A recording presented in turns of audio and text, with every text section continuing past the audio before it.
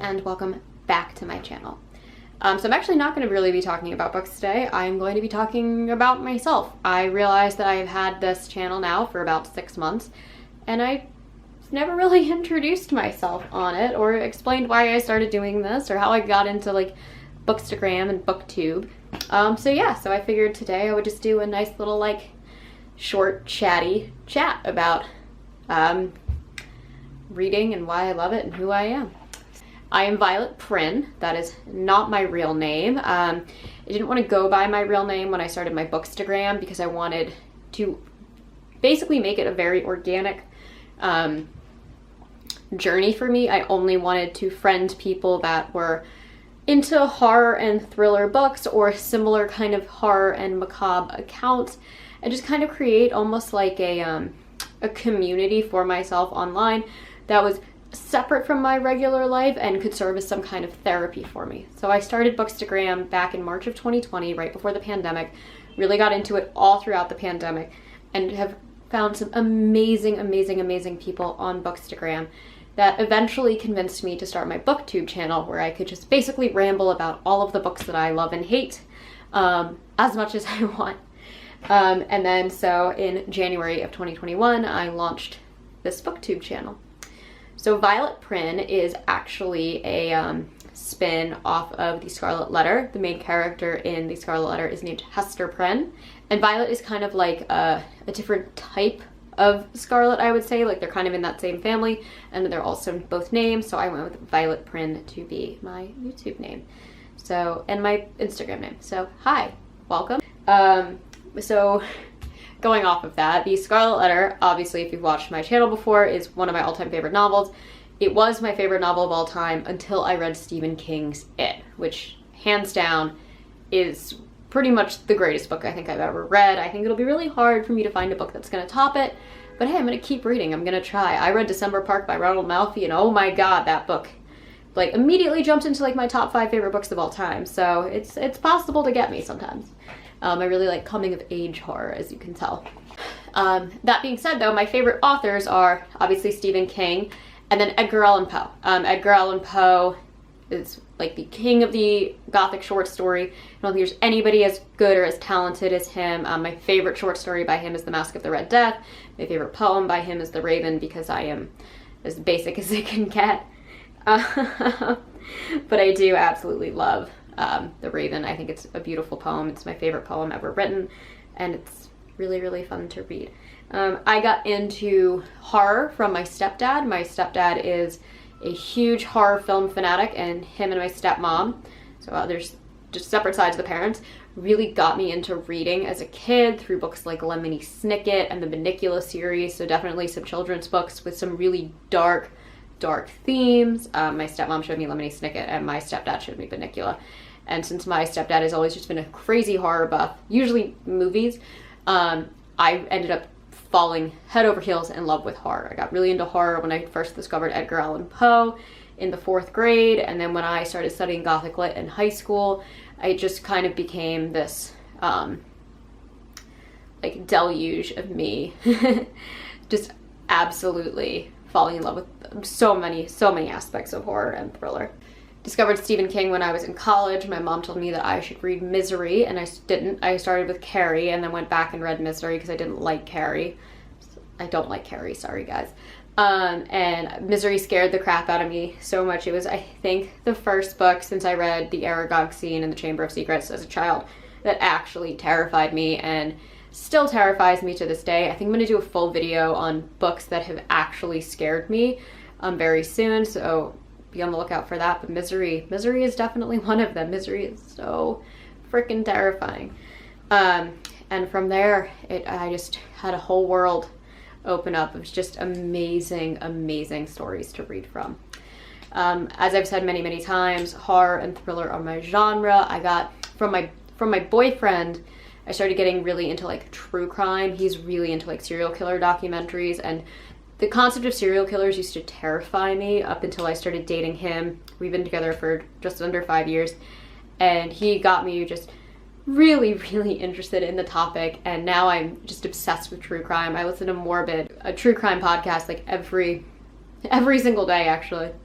And obsessed with Dateline. I love Keith Morrison. So that is another reason that I started really reading more thriller books like The Chestnut Man that I read earlier this year by Sora Spicestrap. I really enjoy that. Like the Hannibal Lecter books, I think Silence of the Lambs and Red Dragon are just absolutely amazing, and I really like getting into the psyche of these characters. It's much nicer when they're fictional. I do also quite like In Cold Blood by Truman Capote, which is a fictionalized telling of an actual event. So it is kind of a true crime book, but it is definitely a little dramatized, but it's very much real. Truman Capote was there for a lot of it. He interviewed the two killers pretty significantly. So a lot of that is very, very true, but written in a like novel form. So love, love, love, love, love books like that. So I am based in Manhattan. I grew up in DC. I moved to New York when I was 18 years old, and I have been here ever since pretty much. I lived in London for a little bit in college, but that was like a study abroad kind of thing. So yeah, I've been in New York. I went to NYU for music media and journalism. I worked in journalism actually for years, and part of the reason I wanted to start this channel is because I used to do, I worked for a couple music magazines, and I used to write record reviews. That was one of my favorite things to do. I did full-on record reviews. I was writing record reviews at least once a week, but definitely probably more than that. And I just adored it. And I ended up leaving journalism for a number of reasons, but the biggest thing ended up being that like when you're paid to write something and you're paid to have opinions on things, a lot of times your editors and your bosses kind of want you to have the opinion that favors the company the best. And this isn't just like one magazine. I worked for a lot of lifestyle magazines and art magazines and tattoo magazines, music magazines, all over New York and California. And it all kind of ended up being pretty much the same, where like your opinions have to reflect something that's going to financially benefit the company and the magazine and the people involved. And I didn't like that, and it made writing not fun for me. And so I kind of took a departure from writing. I initially left my office job, and so it wasn't fun for me anymore. I'm a bartender. I've been a bartender since I was 19 years old. I bartended all through college. I've always been a bartender through any time I've had desk jobs or have been in school. So many moments in my life where I have just been a bartender, and it's something that I've always fallen back on. Not because of like financial reasons or anything. It's just something that I love. My stepdad's a mixologist, so I've known how to make drinks my whole life, and I didn't want to be confined to an office every day being forced to write about things in ways I didn't agree with. So I left and became a bartender full time. I've been a bartender now, I guess for almost a decade, and I love it. I love it so much. I've worked in dive bars, sports bars, high-end cocktail bars, nightclubs, and what's called a speed bartender. So I get hired because I can make drinks really, really quickly, and I do a lot of high-volume bars. But my favorite type of bartending is hands down high-end cocktails. I'm in New York, so it's just the biggest hub of just amazing high-end cocktails, and I absolutely love it. I'm a huge, huge advocate for service industry workers' rights. I've worked with a bunch of companies over the years trying to get service industry workers the recognition that they deserve. So tip your bartender, tip your waitress, please. They work really, really hard, and they deserve way more than how they get treated sometimes, especially during this pandemic. But what's great about being a bartender is I have such bizarre hours that it kind of allowed me to go back to reading more. When I worked in a desk job or when I was still in school, I couldn't ever read or have time to myself because I would just always constantly be like working or sleeping or trying to have a social life, and I don't have to worry about that anymore. And a lot of this channel gets to be posted twice a week because I have the flexibility of working a job that I not only love, but gives me the ability to live and do what I want to do at the same time. So that's very important to me. And so yeah, so that's a little bit more about me. Apart from being a bartender, some of you might know this because I did used to have a makeup channel, but I am a formally trained makeup artist. I went to makeup school after I went to college. I love doing makeup. It is so much fun. Before the pandemic, I was doing a bunch of shoots for like magazines and photographers, and I'm currently working on like a music video, like visual art project thing. So I still do makeup, not as much as I normally would because of the pandemic and all the things that happened there, but that's okay. So yes, for those of you wondering how a makeup channel ended up being a book channel, there you go. There you go. There's the connection. Let's see, what else? I have almost 30 tattoos. I'm at 27, 28, I think 27 tattoos at this point. Again, I used to work for a tattoo magazine, so I got very invested in tattoos and body art at a really young age. I started working as an intern at this magazine when I was 19, I think. Yeah, I think it was 19.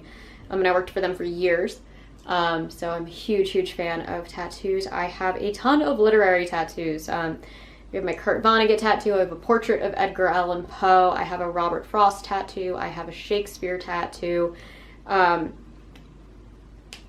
Just a lot of that. I really want to get a Rime of the Ancient Mariner tattoo. If you've read Rime of the Ancient Mariner by Coleridge, it's one of my favorite like epic poems. I really like birds, so I really want to get like a raven and an albatross tattoo. I think that would be really fun.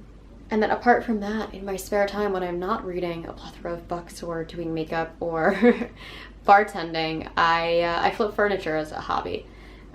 So one of the things the thing that first got me into flipping furniture is actually the bookshelves behind me. I made these. So I made them out of milk crates, and it's one of my favorite things ever is to just do some like DIY furniture, make your room what you want it to be, make your space.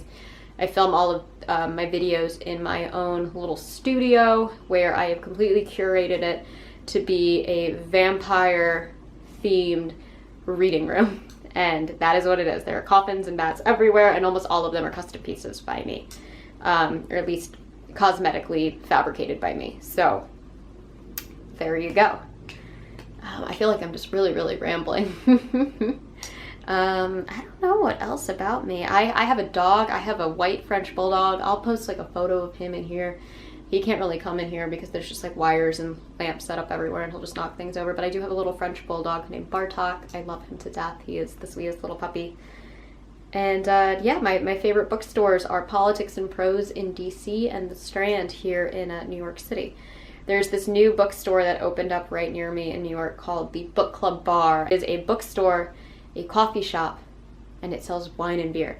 And it's an old nightclub that has been converted into this space, and it's amazing, and I think it's really cool. Their horror and thriller section is a little small, leaves a lot to be desired, but I do really like it. I like the atmosphere, and they've had some good selections there. So if you come to New York anytime soon, check that place out because it is quite nice. But my heart is always with the Strand. I really love the Strand. If you've never been to New York, it is like one of the largest bookstores in the world. It boasts that it has 18 miles worth of books in there, and it's a whole combination of new and used books. And I just love their layout. Their horror section is massive, their mystery section is massive, their fantasy section is massive, and it's just an amazing place. So yeah, I think I have rambled on about myself enough. I just wanted to come in and just talk a little bit about who I am, why I am here, and I guess just meet everybody. So thank you guys so much for watching. As I say in all my videos, I do post every Monday and Thursday, and I will catch you guys all in the next one. Thank you so much for being here. This is so awesome, and I'm so happy to be on Booktube. So thank you guys so much. Mwah.